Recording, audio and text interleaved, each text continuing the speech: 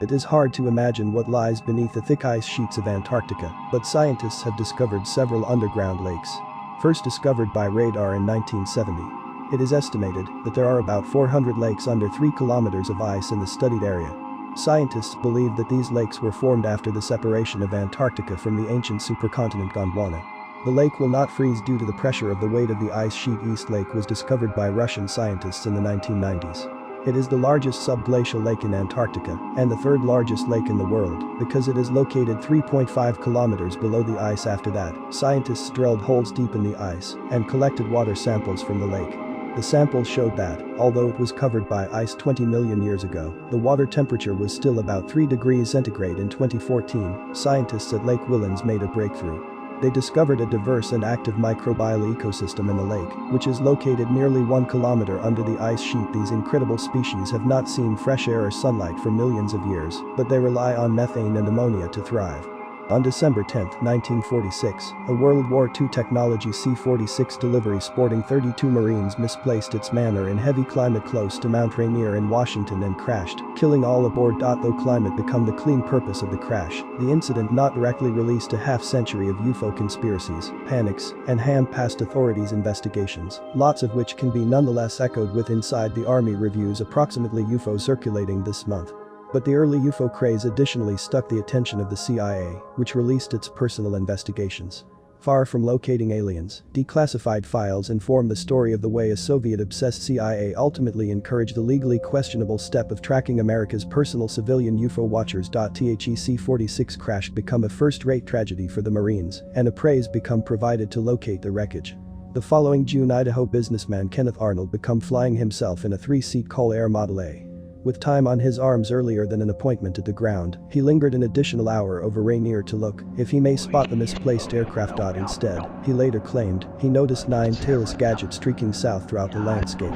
Within days he informed his tale to a cord carrier reporter, guessing the velocity of the craft at over 1,000 mph. Arnold, who later wrote a book referred to as The Coming of the Saucers, became quickly on the front pages throughout America, as over 150 newspapers picked up the tale. Almost immediately, different UFO reviews followed, and America's UFO craze became on. As the mania grew, one location being attentive to the rumors became the Central Intelligence Agency. Declassified CIA reviews of the time reference the Arnold incident frequently, together with one from 1952 that says the saucer furor on this Usava began out in June 1947 whilst Kenneth Arnold, a good commercial enterprise guy flying his personal aircraft, suggested 9 discs flying in formation beyond Mount Rainier at an predicted velocity of 1,000 miles consistent with our. Other declassified CIA files of the time defined UFO sightings among 1947 and 1952 as countrywide protection threats. In a declassified memo, Assistant Director of the Office of Scientific Intelligence H. Marshall Chadwell wrote to the CIA's director, declaring, "Flying saucers pose factors of threat that have countrywide protection implications. The first entails mass mental issues, and the second one issues the vulnerability of the USA to air attack. To flow past the agency's personal analysts' opinions, Chadwell prepared a group of scientists called the Robertson Panel in 1953, chaired via way of means of Caltech physicist H.P. Robertson. The panel covered civilian professionals in nuclear physics, radar, and electronics. After assembly for 4 days, the Robertson panel unanimously concluded that unidentified flying object provided no hazard to countrywide protection. The committee's record, declassified in 2001, stated UFOs posed a distinct loss of threat and were now no longer past the area of gift information of bodily science. In an end, that stated greater approximately the McCarthy technology politics of the time than it did extraterrestrial life. The record encouraged that the CIA must refocus its efforts on unofficial investigating groups, in particular naming the Civilian Flying Saucer Investigators in Los Angeles and the Aerial Phenomena Research Organization in Wisconsin, each little greater than civilian golf equipment swapping tails and do-it-yourself research. The Robertson Committee, however, believed that such companies must be watched due to their doubtlessly tremendous effect on mass questioning if sizable sightings must occur. The Manhattan Project is one in all the most important medical studies packages America has ever seen, and in reality the only with the best effect on overseas policy. Commissioned through President Franklin Roosevelt through government order in June 1941, at its top the project hired 130,000 humans and priced a complete of $26 billion in 2015 dollars. Spread out among mystery centers in Los Alamos, New Mexico, Oak Ridge, Tennessee, Red Gate Woods, Illinois, and Richland, Washington, the paintings to create a nuclear bomb changed into headed through the Army Corps of Engineers and scientist J. Robert Oppenheimer. The institution labored for over 3 years on strategies to extract plutonium from uranium-235, after which on a manner to harness plutonium's herbal fission right into a controllable bomb. Eventually, they settled on an implosion method, wherein a vital mass of plutonium could be condensed through surrounding explosions to create a supercritical mass which could then be prompted to create fission. On July 16, 1945, Oppenheimer tested a high-explosive bomb code named Trinity to allude to a poem by John Donne that exploded at 5:29 with energy equivalent to about 20 kilotons of energy. Later, sand, mainly composed of silica, melts into a slightly radioactive light green glass called a trimer. It left a crater 1.5 meters deep and 9 meters wide in the desert. When the explosion occurred, the surrounding mountains were brighter than daylight for a second or two, and the heat in the base camp was said to be hot like an oven. The observed illumination color changed from magenta to green, and finally to white. It takes 40 seconds to reach the observer. It can be felt more than 100 miles away, and the mushroom cloud is 12 miles high. Testing successfully. Myron Kratzer joined the army at the age of 18 and became a meteorologist. However, after completing a meteorological training course at Ohio State University, he completed a degree in chemical engineering as part of special military training. After less than a year in Ohio and an interview in Oak Ridge, Kratzer was selected to work in Manhattan. From June 1944 to March 1946, he performed the Los Alamos Project as IG. For the rest of his career, he served as a scientific advisor to the Buenos Aires Embassy and Tokyo Embassy, and then became the Deputy Minister of Ocean Affairs of the International Bureau and an advisor to the Nuclear Supervisory Committee. In 1998, in an interview with Charles Stewart Kennedy, Kratzer talked about his time in Los Alamos, his time with his brother Ethel Rosenberg, the brief encounter and the general joy after the successful test. Kratzer, it's great. It's full of enthusiasm, expectation and hard work. It's fun in the sense that people get together and have fun.